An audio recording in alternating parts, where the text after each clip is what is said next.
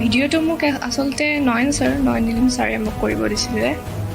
নয়ন নীলিমে নিজেই কৰিব দিছিল মডেল কুইনক সেই ভিডিঅ' ৰেকৰ্ডিং।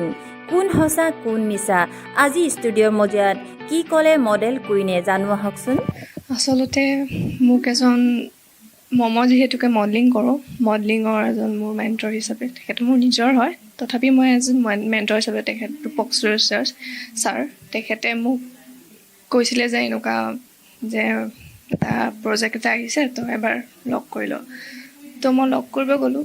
সেয়া তাৰপিছত ভিডিঅ'টো মোক আচলতে নয়ন নীলিম ছাৰে মোক কৰিব দিছিলে। যোনটো মানে যিটো ভিডিঅ' বৰ্তমান ভাইৰেল হৈ আছে সেই ভিডিঅ'টো তুমি নিজে কৰা নাই? নাই সেইটো মই নিজে একচুৱেলি মই কৰা নাই, কাৰণ মোৰ নিজৰ হেৰি কৰা নাই।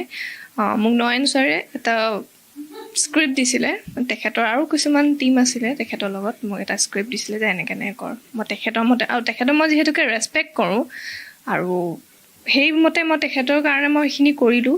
কিন্তু মই ইমান এটা কণ্ট্ৰভাৰ্চি হ'ব বুলি মই ভবাই নাছিলোঁ। মই ৰাতিপুৱা সেইদিনাখন দেখিলোঁ মই ভিডিঅ'টো, মোক চবে লিংকবোৰ শ্বেয়াৰ কৰি আছে।